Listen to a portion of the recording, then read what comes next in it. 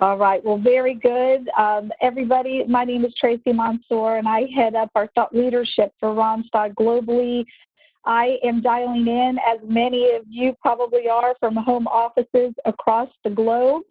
I am actually logged in today from a small coastal town in Florida's Panhandle called Cape San Blas. It's a lovely place.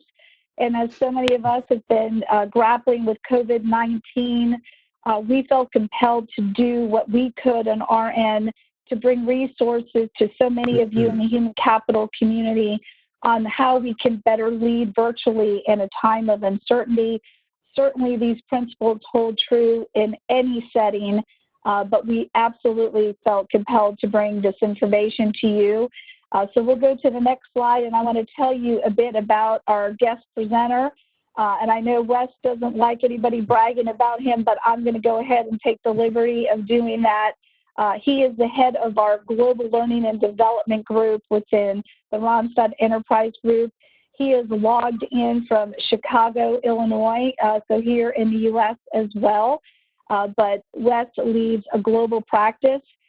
He has 15 years of leadership experience in learning and development and over 2,000 hours of executive coaching and leadership training. So you're talking about a guy who is doing a lot of this great work, and certainly we're very proud to have him on our team.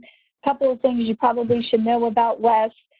He's a renowned conference and industry keynote speaker.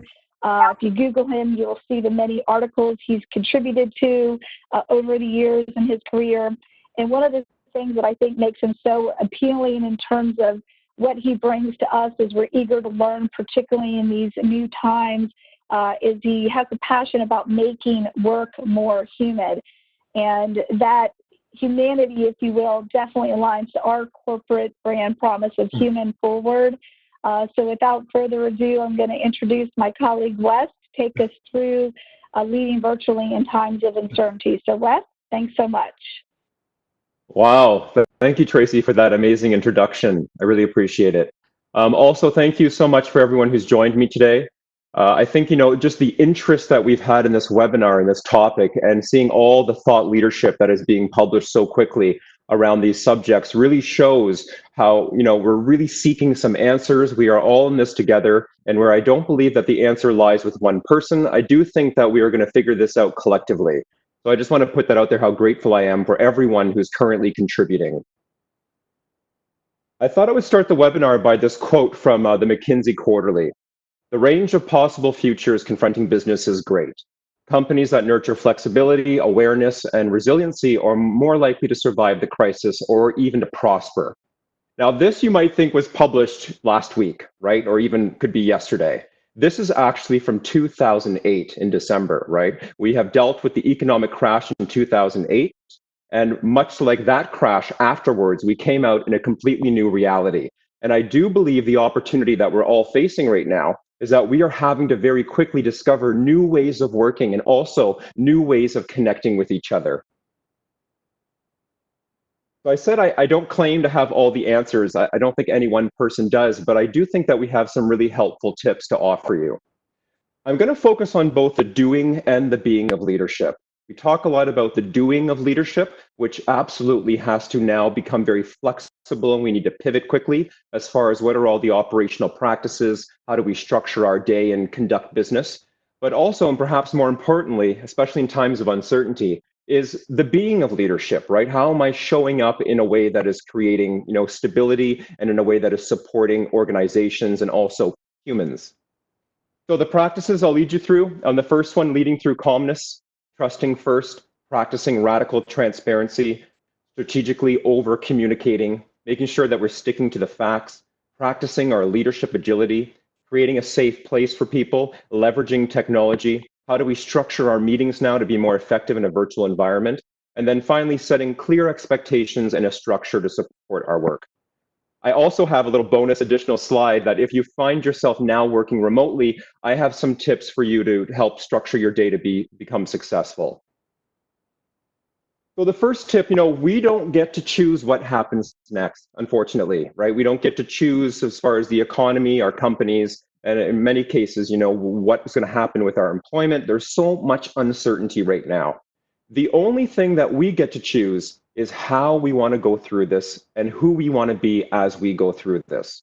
So the opportunity for all of us, not just people in formal leadership roles, is to really and truly step into our own personal leadership, right? I really do believe that leadership is an act. It's not a role. It can be demonstrated at any moment. And so, every second that you're interacting with people, whether it's your family or your community or you're interacting with other colleagues, you have an opportunity to step into that personal leadership and have a huge positive impact in someone's life. That being said, can we take responsibility for our emotional impact, right? You know how when you go into a meeting or you go into a party, there's always a feeling, right? There's an energy that's created. Well, we're always contributing to that energy. So stepping into that own personal leadership is around taking responsibility for the energy that I'm bringing to any interaction or any conversation, right? The higher you go in the organization as far as title, formally, or there are lots of amazing informal leaders in organizations and in communities. Your impact is even larger. Your team, your people, communities, families, we're looking to each other to understand how to feel about it. So I guess the invitation today is to take responsibility for that and to be intentional with the energy that you're bringing into the conversation. To help you with this, I recommend that you use calm language, right, and tone to de-escalate panic. And that also includes your internal conversations, the dialogue that you're having with yourself. We know that right now, our brains are being triggered like crazy, right? We're constantly scanning the environment and asking myself, am I safe? And words matter. They really do matter. That's the one thing I've learned from all of my coaching is that, the words you choose become your thoughts and your thoughts will become your belief. And right now we're living in a world where I could pick up any paper or turn on my iPad or my computer and I'll see the word crisis that's just facing me. That can trigger your amygdala, which is your reptilian brain. And all of a sudden, I've lost access to all of my higher knowledge. I've lost access to the higher emotional intelligence, and I find myself in a state of panic. So I'm not saying that we're not in a crisis, but what are the words that you can use? For example, if we called this webinar, leading virtually in a crisis, it is a very different meaning than leading virtually in times of uncertainty. So where can we find calmer language, calmer tone, both inside our head and when we're speaking? This is a time, is it a time to be clear on what we stand for.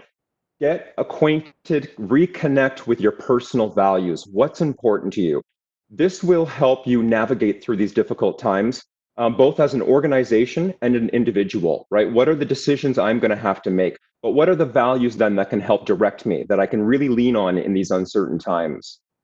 You want to combat uncertainty with definitive language. So be clear around what it is that you do stand for, and then use really definitive language around that. If you are a leader in an organization and you have policies that you're launching in order to support the business and support your employees, know the policies and take definitive language around the measures that you're taking.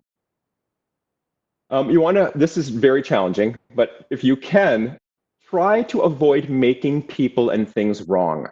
Again, on the best of times, our brain is constantly scanning and asking myself, am I safe? In every interaction, right? When you start to take strong opinions, and it's a time when we can all have a lot of strong opinions as far as what are the actions being taken, politically, in the office, with people, the more that we make things and people wrong, we create binary thinking and we increase our fatalistic thinking, right? And then we get a context that everything is bad. And we will only take in all that evidence that supports that thought. So I'm going to, invite you to lean into your zenness and to just start to invite being comfortable with uncertainty. Can I just be in this uncertainty and be okay with not knowing? And yet take control of the things I can control, which is the way I'm showing up and the values that I want to honor. Let that guide your behaviors. What are the rituals and the habits that you can start to incorporate into your day that are going to support your mental and your emotional well-being, right? This is not a time to go into automatic pilot and just assume that I can be okay. I practice this regularly, and I myself find that I struggle, right? At the beginning, I was looking at the news nonstop. I would wake up in the middle of the night, I'd be checking my iPad, I became obsessed with the news. And I quickly realized that this was not good for my mental health. So I've limited myself to a half hour of news time, and it's had a huge impact for me. But again, what are the rituals that you need to do in order to ensure that you are showing up, in a calm way, in a confident way, and honoring all those values that are important to you as you go through these uncertain times? Next, when we move to a different work style, especially in a virtual environment, when I'm coaching executives around this who are considering going virtual, much like any change management, the most difficult part is the belief system. How do we shift our belief system? When it comes to remote work, we are going to have to quickly change that belief system and trust first, right? Trust that your people can manage themselves working remotely, right? Trust that your people want to be successful and that they're going to work very hard to achieve those meaningful goals at home and have more self-direction. Along those lines, can you be more result-oriented, not task-focused? That can be difficult for leaders who are used to leading in person because I'm now monitoring, tasks as they go, and that's how I sort of track my goals. But when you're virtual, you have less connection points. So you have to focus more on results and let the individual determine the how. Assign responsibility. This is a time to empower people and to give power away. Again, in order for them to step into their own personal leadership, but also, for things to move quickly, where can you assign the responsibility? Along those lines, where is there opportunity to assign decision-making power so that things don't get bottlenecked, right? So that business can move forward and people can be empowered to make the type of decisions that they need to make in order to be successful in their role. Create that culture of shared accountability. I know accountability is something that we struggle with on the best of times, but we really cannot take the approach that accountability is something that is given to people. It is something that needs to be taken by people, right? So where do we give people opportunity to take accountability and hold that structure that holds people able to be able to reach those most important goals? Third, can we practice radical, and I mean radical transparency, right? If you don't know something, admit it. No one expects you to be an expert in absolutely everything. And sometimes we can feel powerless as a leader if we don't have all the answers. There is something beautiful about the vulnerability of saying, I'm not sure, but you know what? I'm going to look into that and I'm going to get back to you. Be a knowledge broker, especially during these times. Give your knowledge away to support the community. We know that right now we're all in the same situation. We're all trying to figure out how to navigate through this and be successful. And the more we can do as individuals and organizations to share what we know, the quicker we're going to be able to come through this successfully as a collective. I don't recommend sugarcoating tough news. Again, trust that your people can handle the truth, right? I love this quote by Susan Scott, which says, strive to accurately describe reality without laying blame. And the person who can most accurately describe that reality and not lay blame to anyone will always emerge as the leader. If you know that there are difficult questions, that you can feel it, that there's, people are talking in certain pockets of the organization, I recommend that you come out and you preempt it and you just address it. You say, some of you are concerned about this. Let me tell you what our thoughts are. Even if you don't have a well laid out plan and you don't have a definitive answer, that's okay. You can admit that, but you can, communicate what it is you're thinking and how you're working and navigating through that challenge. You want to be transparent with the business results, with the impact, and also with the team performance if you are now virtually managing teams. Clearly articulate the why certain decisions are being made. The challenge is that we assume people know things, right? We assume that they know why this decision might have been made. I recommend that you don't assume, over-communicate, over-articulate. As Brene Brown says, clear is kind, unclear is unkind. Along those lines, in times of uncertainty, and especially virtually, so we have sort of a double dose here, you want to over-communicate. You cannot possibly communicate enough in these times. You want to communicate, and then communicate again. I know that every organization and every leader has a different communication style, right? I recommend that if you have a very formalized, sort of like the voice of the company, I would recommend that for these types of communications, take a human voice, right? Have executives in the company actually speak to what they're going through, speak in their real voice and their real tone. It's not a time of sort of the collective organization. We need human voices in this crisis. You want to create virtual community platforms to post and share communications that everyone can easily access. I know we're probably at all different states in an organization. If you have an intranet site, or if you don't, there's really quick Google communities or tools that you can use to start to connect people. But important that we can start to share news very quickly. Also, along those lines, can we use multiple communication methods to engage with different learner types? I found that videos are really successful when I look at user rates and feedback. And I think that's because we have the human touch, right? We can see a face, we can hear the tone. So I recommend that whatever you do, you communicate it in writing, in video, in what other formats that you have available to you.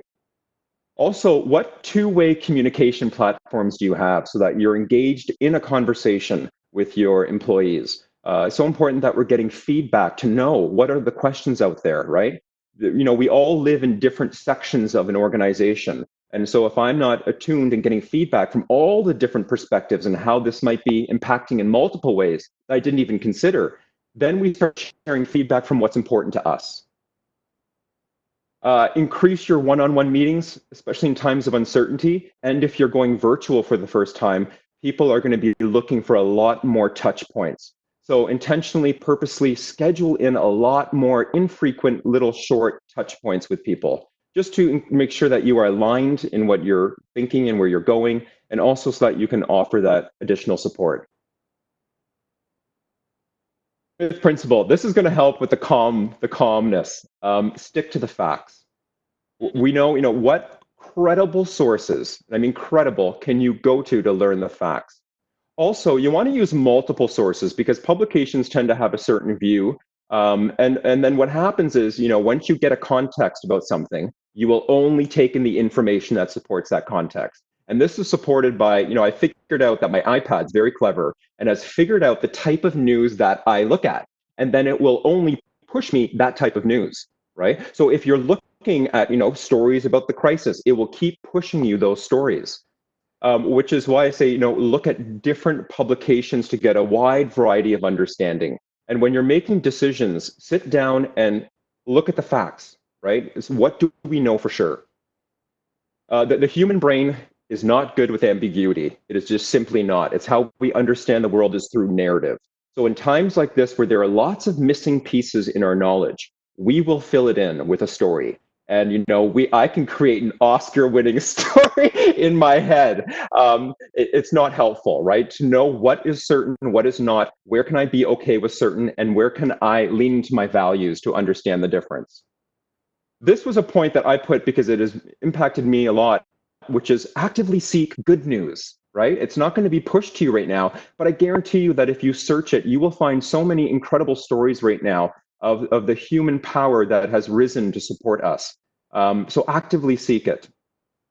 If there's a lot of uncertainty on your team, what you can do is you can empower people by assigning people different parts of the concern. So whether someone is tracking what's going on with communications, but you can divide that responsibility and have them report back to the team what's going on. This is perhaps my favorite tip.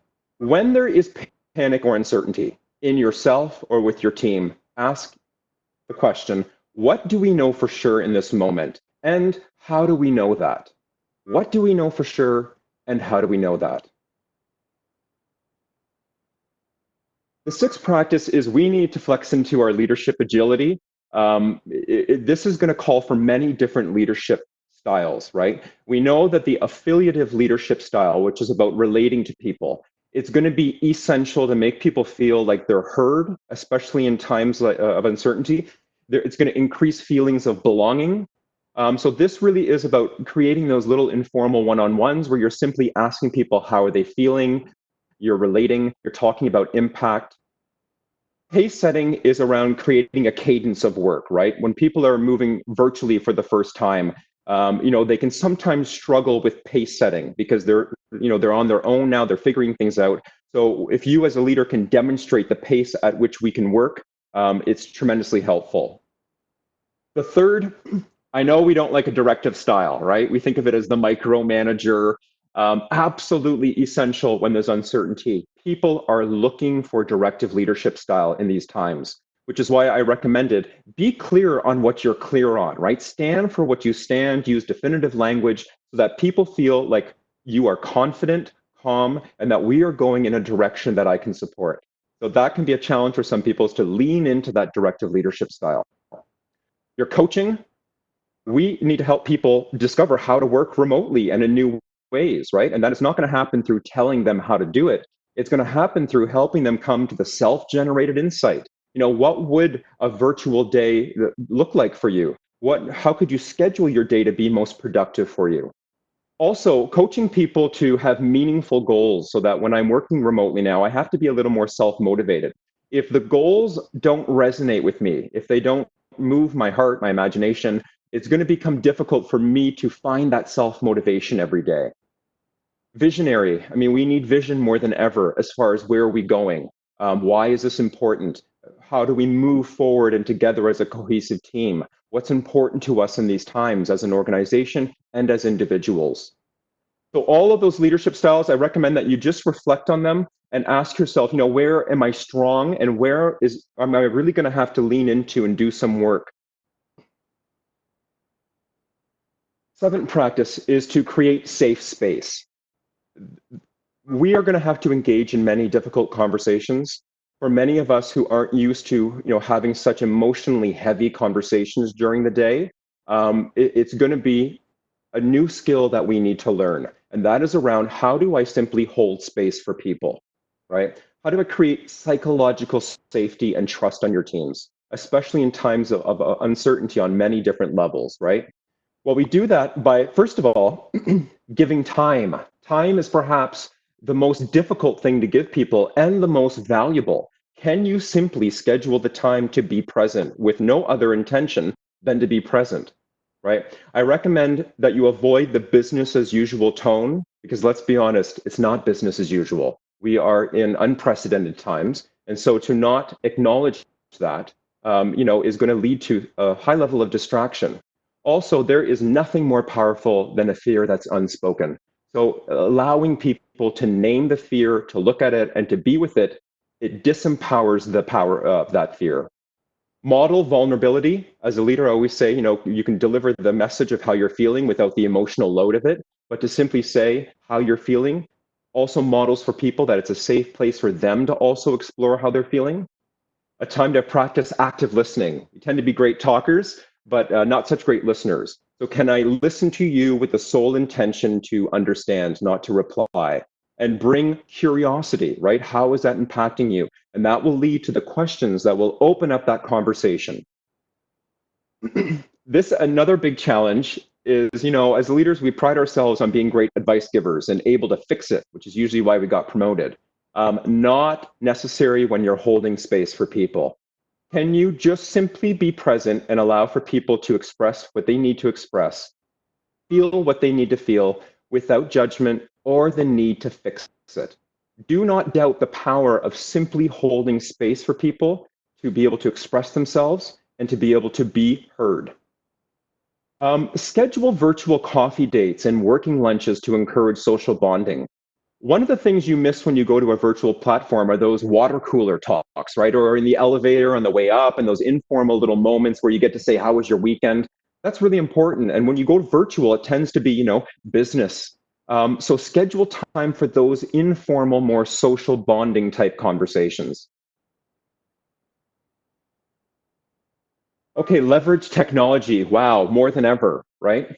Technology adoption is no longer like a goal of an organization. It is a must. We must now leverage technology, which is an exciting opportunity because we're going to discover all the different ways of working that we have. To help with this, I hardly ever use the word mandate, but I would say mandate a cameras on way of working.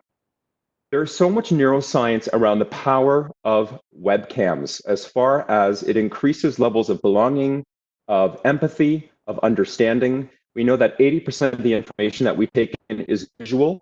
I do a great exercise when I try and prove this. I show a face and I give a sentence. and have the audience or the participants tell me what is the meaning of that sentence based on that face. I then bring up the same person with a different expression, same sentence, and ask them, what's the interpretation of this sentence now? And you would see hugely different interpretations based on the face and the expression. We have so much information that we give off, and if we want to continue to connect, and have that human touch, it has to happen with visual image of camera.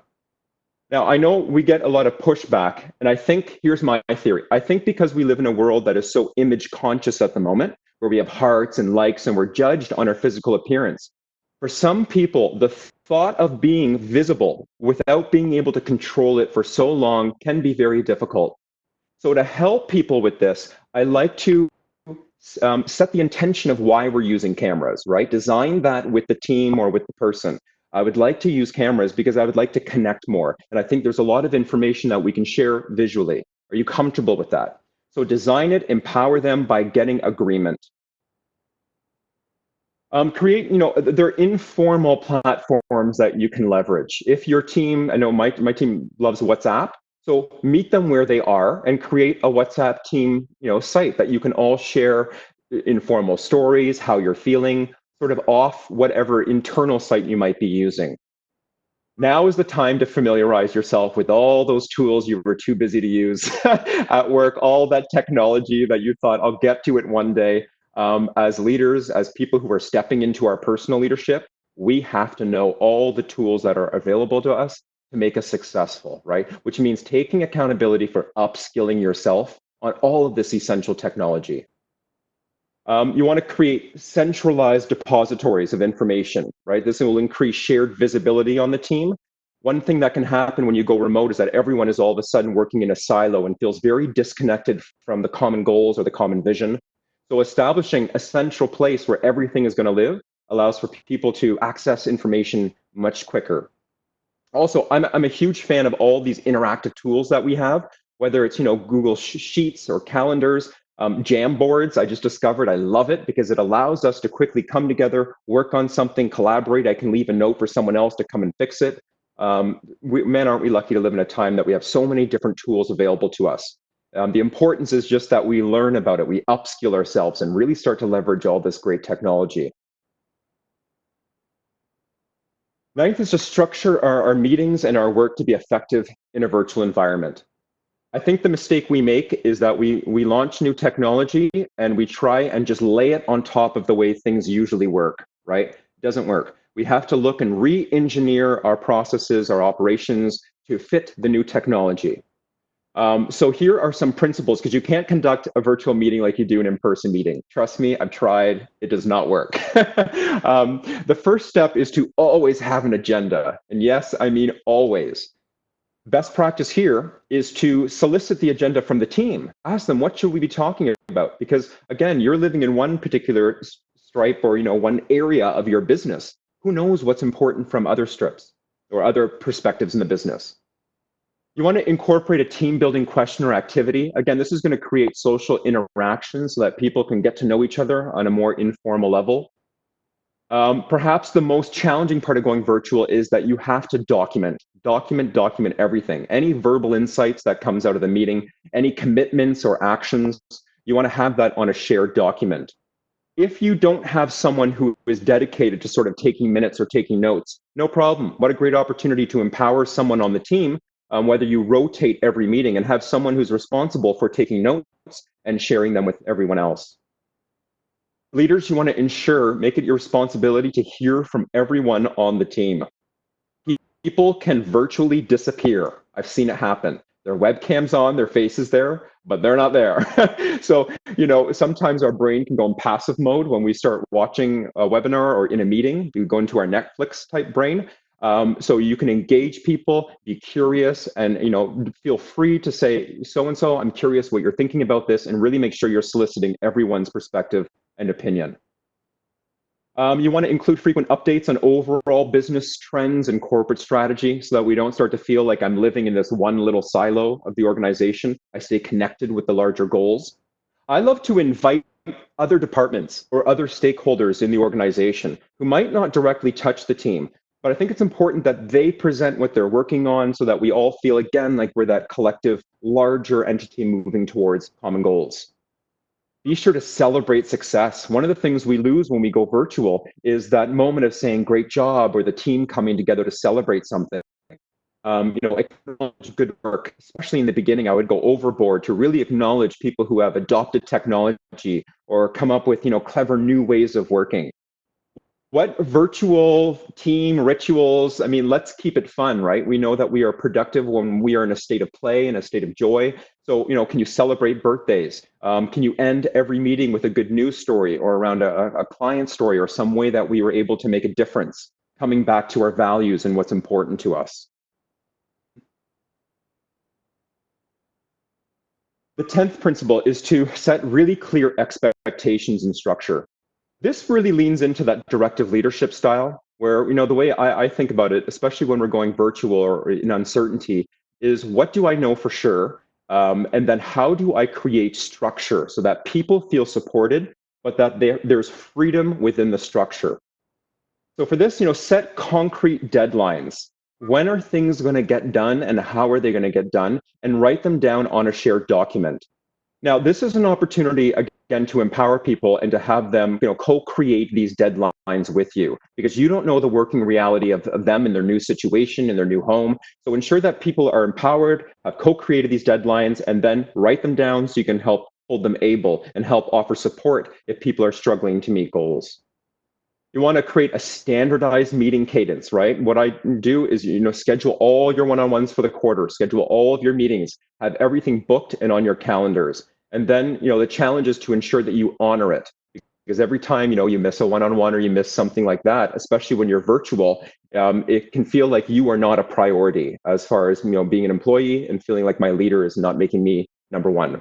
So I recommend that as little as possible, try and really honor those one-on-ones and those times where you schedule to be present with the person. You want to take a moment to outline in detail the role and responsibilities of everyone on the team. I would come together for a team meeting, talk about, okay, who is going to take what, and then determine what is the reporting cadence on progress towards goals. And it might not be, again, trusting first that all reporting comes to you. Maybe there are collaborations on the team where they're going to hold each other, able to be able to do that work. Be intentional with giving feedback. I found one of the most challenging things myself going virtual is that you don't have those informal moments to be able to say, hey, can I give you some feedback? It doesn't happen because, again, we're so structured. So I like to schedule time to be able to give feedback and be purposeful on the type of feedback that you're going to be giving the person. When delegating tasks with a virtual team, again, you have to write it out. I guess that's my biggest note on this slide, is that you have to be explicit. Shared communication, nothing can be ambiguous. You have to have it written down with deadlines and being able to track it. Okay, my bonus slide. I got here. I wasn't sure I would be able to. So I've written down some of the best practices and tips if you find yourself working remotely or virtually for the first time. I feel like this was a hot topic for me because I myself, in January, recently I took on this new role, and I'm working virtual for the first time in the past few months. So I myself have had to sort of learn and look up these practices and adopt them. So I'll share my first one, which I didn't write down, but I discovered a few days ago, is that we are going to be preoccupied with certain things, right? Whether it be the news, whether it be certain things in your personal life that you need to take care of. It can eat up so much of your energy. So what I recommend is schedule 20 minutes or a half hour, however much time you need. Maybe it's in the morning. If you need more, schedule it also in the afternoon. Schedule time to look at the news. Schedule time to deal with personal issues. That will allow you to be really present with what you're present with, because I have time this afternoon scheduled to deal with that. So there's my tip. The other thing, so let me share some good news for those of you who are finding yourselves remote. I love it. I absolutely love it. It has been the biggest gift because you have to be extra intentional around how you structure your day and your working environment. I can't just show up now and, let the day happen to me, which happens a lot in person. You meet some people, then, by noon, you haven't gotten to one thing. You don't get to choose necessarily when you're working in an office what your environment looks like. You get to be in power and design your perfect day. So I would take some time to strategize, Sit with yourself and ask, what would my most productive day look like? What would best support me? When you're looking at how to structure your day, because anything's possible, you want to look at both time management and energy management. We spend so much time, ironically, talking about time management, and we don't focus on energy management, which is actually, I think, more important. Where's your energy go during the day, and is it useful? Is it productive? What are the practices you can start to build in order to shift your energy if you need to? Yeah, a challenge is to start to design tailored solutions. So where it's your opportunity, it can also be the challenge because we have a whole host of paradigms, assumptions about what work looks like, right? Traditional 9 to 5. When we are faced with an open, a blank canvas, we could feel guilty or feel like, how do I structure this new world to fit in those old paradigms? I recommend you don't. Come up with your new normal. What does it look like for you, right? I know we all have different life situations, family situations. You get to structure your perfect day to be able to take care of both. Connection, you want to connect purposely to people and connect to the purpose of why you are working. What is the impact that you want to have through this uncertainty, right? How can you use your gifts, your knowledge, what you know in order to be of service or to honor some of those values that are important to you? This is really going to help you to self-motivate yourself. When you get up in the morning and you're virtual, I have to, motivate myself to reach all of my goals. If you can attach yourself as far as I really get to play out this important value to me today through the work I do, that is motivating. And that's why as a leader, I like to lean into that coaching competency to help individuals discover what is important to me, right? How is this goal or the work I'm doing having an impact on people and also on the organization? Now is the time to step into 100% radical. We have a lot of radical language today, and I know language is important, but can you take 100% radical responsibility for your success, right? This means holding yourself and others naturally, creative enough to think of out-of-the-box solutions, to design work days and work processes that work for both them and for the organization. Can you hold people and yourself resourceful enough to pick up the phone and to call a subject matter expert, to get on the internet and Google solutions to their problems? And can you hold them whole in that we are able to get through this, right? We are intelligent, we're able to structure our work lives and our lives in order to thrive in this new reality. Another great tip is to make balance a priority and schedule it. So the number one challenge of remote workers is the ability to differentiate between work and life, right? To have balance. Not all of us are going to have the luxury of having a home office. I don't. I work in my living room. So when you are working in your home environment, it can become difficult to separate what's work, where's my life. And because so many of us are so passionate about the work we do, it becomes easy to just continue working and working and working without taking a break, without stopping, without checking in. So can you, make balance a priority and schedule in walks, right? Schedule in time to just simply sit and be with someone in your home with your family. Schedule time to connect with people outside work. But that, again, we're becoming more intentional about how we're leading ourselves and how we're structuring our day. Document your goals, right? Especially going virtual, you want to be able to really track how you're progressing. When we do goal setting, usually, we look at week, monthly, quarterly goals, not so much when you're changing platforms completely. I'd recommend that you break it down into daily goals and daily actions. This will allow you to course correct much more quickly and then schedule time at the end of the week to look back and say, was I able to achieve all my goals? Was I able to have the impact that I wanted to have? And if not, how can I redesign my work life next week in order to be more effective? Right? So you have that opportunity every week to re-engineer, to redesign based on the goals that you want to achieve and based on the impact that you want to have. I guess the biggest note here is to stay connected. The second biggest challenge of remote workers is loneliness, right? It can become very lonely working in a virtual world. When you are working in a particular silo, you find yourself now no longer around all of your colleagues and around all the people around you. So it is so important that we are proactively connecting with empathy, with compassion, and with curiosity Schedule in all those touch points, not just with the people you lead, but people in your community, family members, people who could really benefit from having some interaction. I'll come back to those virtual coffee dates. I know that, in our organization, I've been very inspired by how people have really stepped up and are offering their services, right? Like they're doing virtual yoga classes, fitness classes. We have, people who are mental health experts giving tips. What can you bring forward to help and support in these times? And share it, be generous. And also shake it up when necessary, right? These are heavy, heavy times. And where can we bring a little bit of fun?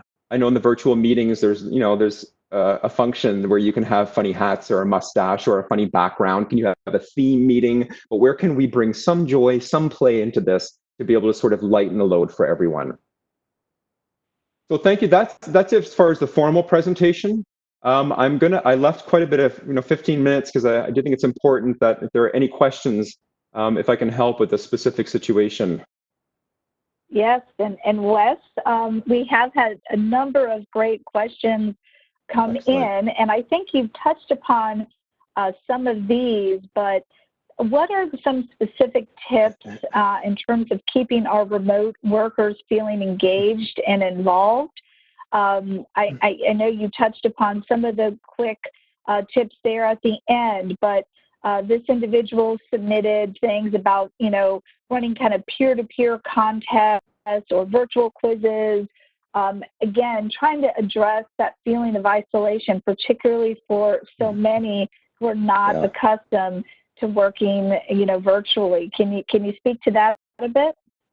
Yeah, I think those are all great practices as far as, other certain technologies, games, technologies, social platforms that you can start to share to feel like you're part of a community.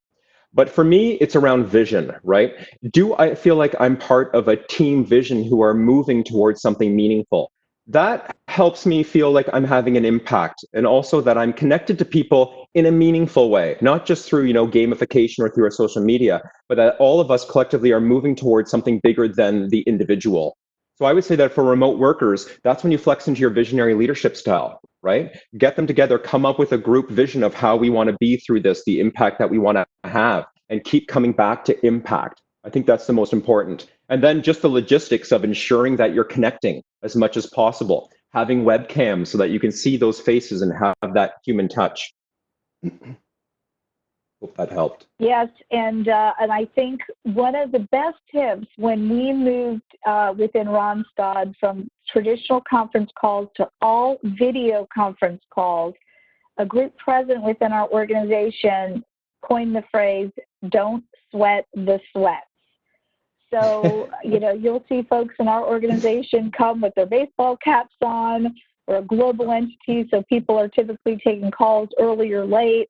And it really changed my personal mindset and framework in terms of being okay with coming more casually than you would typically as compared to going into the office. So this is something that's a battle, and you touched upon it again just a moment ago, Wes, but with people working virtually, it's certainly easier to be constantly connected any time of the day or night as we're working from home. And what's your philosophy on keeping kind of fixed working hours, and as we're all working from home by and large, and do you change that practice or that way of thinking once maybe COVID-19 isn't so front and center, and let's hope that soon, certainly. So what are your recommendations in terms of, keeping the more traditional hours? Well, again, I think it plays to that point of taking a new process and putting it on old practices. New times call for new beliefs. And so I'm not a fan of taking the belief that we should have regular hours. I mean, now there are certain businesses that need it, right? So I'm not speaking of that. What I'm saying is, I think back to that McKinsey quote, organizations who demonstrate the flexibility. Can we, co-create different working processes with people based on how they need to live their life, given the current situation, how they need to manage their families and their communities? I think there's a way that we can get work done in really productive and creative ways and still accommodate all those individual lifestyles. But it's going to mean that we're open, we're flexible, and we're willing to look at different ways of working. I think that's the opportunity, and what we're going to see after COVID-19 is that we're going to be open to much more creative ways of working, and we're going to see what's possible, right? When we are forced to break out of old paradigms and look at new ways of working. So I'm actually excited about this as far as impact on work. Yeah, thank you for that. And I think this is a really valid question, and I know probably many of the people on this call today are seeing some of the initial impacts and perhaps more to come depending upon where you sit in the world today. But for those organizations that are maybe seeing where their work volume has increased or perhaps has changed dramatically, people are still coming into that virtual office setting. You know, how do you drive engagement in that type of environment where perhaps somebody just doesn't have the typical volume of work? What can you encourage people to do at that time, perhaps to allay their concerns? So I think, again, you talked a lot about radical transparency. That's really critical now more than ever. But what can you do to engage those team members who perhaps for the first time ever have, you know, so-called spare time to focus on other things? Yeah, great point. So the more meaningful and the more clarity you can get around values and impact, then you can start to say, well, how could you use what you know and what your gifts are in order to support the organization or support others, right? For example, this is a great time to encourage mentoring programs. First of all, it helps people stay connected with a direct person in the organization and build a relationship. But then also, we have to start thinking of upskilling, because the skills necessary out of this, situation might be much different. And also, with the way we're going to perhaps have to reorganize our companies, we're going to need people to adapt new skills. So I would start being proactive, start thinking of that now, and looking at how do we start to cross-train people through mentorship, through virtual apprentice programs, get creative. Those people who have extra time, what a great opportunity to get them engaging with, your clients, with internal stakeholders, taking on other projects to be able to support the organization. So I guess, again, the invitation is to get creative with this and to allow people to do work that is more meaningful and impact-based if they do find that they have some free time. Yeah, and you brought up something that made me think of a client whom I just recently spoke with, who said their business has changed dramatically, as many have, and they are taking the time to call every single client, not specifically about business-related questions, but to call in, check in, how's the family, are you safe, and really just to let them know they're there to be a source of support and encouragement. And I think, again, coming out of this, it's going to be so critical, and that connectivity can remain. So for those members of your team that perhaps are in those roles where, outbound calling is appropriate and they're given a role and responsibilities, perhaps something as simple as that to keep them engaged, closely connected, and feeling like they're making a difference in the customers whom they represent. So well, I think in these times, you show at these times, I believe that these uncertain times, you show who you are, right? We really get to see the best of people. They either rise into their own leadership, but we also see the best of organizations. And I think this is going to be the difference coming out of this situation, and those companies and those individuals who are going to be able to really thrive in new ways. Yes, and it's going to really lead to, I think, a metamorphosis for so many people and organizations, which I think is absolutely the bright side of what the world is experiencing today. So I had a conversation with a personal friend recently on this very topic, and she works for a big multinational company, which many of us do. And this person posed this question: my team is young and adaptable to working virtually, but senior management is not. How can you best handle this disparity? And I know this is a real world problem. And for those of us with children, my son says, oh, that's so Gen X, that's so baby boomer.